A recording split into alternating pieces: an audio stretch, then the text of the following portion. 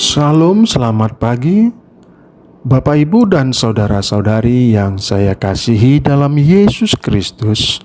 Sebelum kita mendengarkan firman Tuhan, marilah kita berdoa.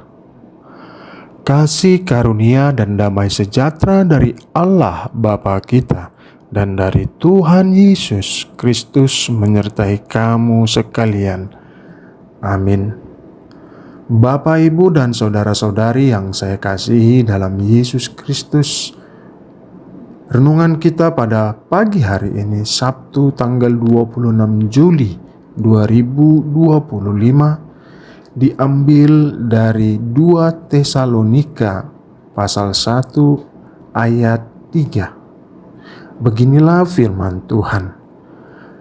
Kami wajib selalu mengucap syukur kepada Allah karena kamu, saudara-saudara, dan memang patutlah demikian karena imanmu makin bertambah dan kasihmu seorang akan yang lain makin kuat di antara kamu. Demikianlah pembacaan firman Tuhan.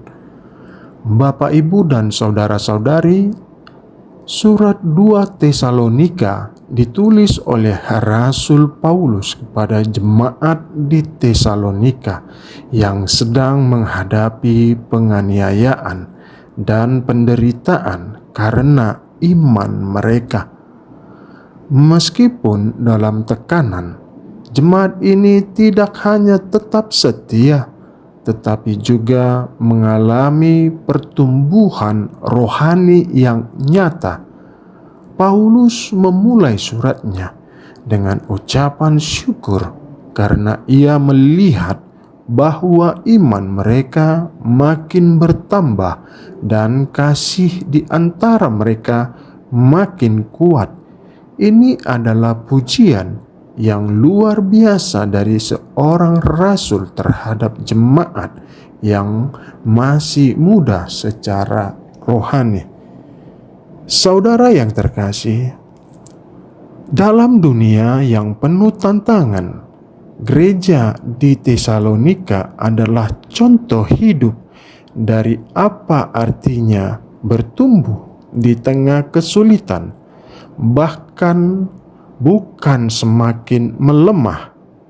Sekarang coba bayangkan sebuah pohon yang tumbuh di lereng bukit, yang sering dilanda angin kencang dan hujan badai. Pohon itu tidak tumbang, justru akarnya makin dalam dan batangnya makin kuat karena terus diuji oleh cuaca buruk. Badai yang datang bukan membuatnya roboh, tapi justru melatihnya untuk bertahan. Begitulah pula dengan iman jemaat Tesalonika. Penderitaan dan tekanan tidak menghentikan pertumbuhan mereka. Justru itu menjadi alat Tuhan untuk menguatkan iman dan memperdalam kasih mereka. Saudara yang terkasih, firman Tuhan hari ini mengajarkan kita supaya iman kita harus bertumbuh seiring berjalannya waktu, dan kita tunjukkan dengan mengasihi saudara seiman, bahkan orang yang tidak seiman. Dan setiap pencobaan yang kita alami harus membawa kita untuk lebih dekat kepada Tuhan, bukan malah menjauh dari Tuhan. Dan itu kita tunjukkan dalam kehidupan sehari-hari.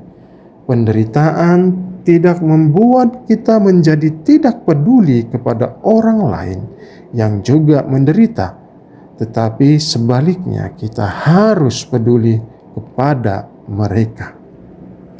Saudara yang terkasih, pertumbuhan iman dan kasih bukanlah hasil dari situasi yang mudah, melainkan hasil dari kesetiaan di tengah kesulitan.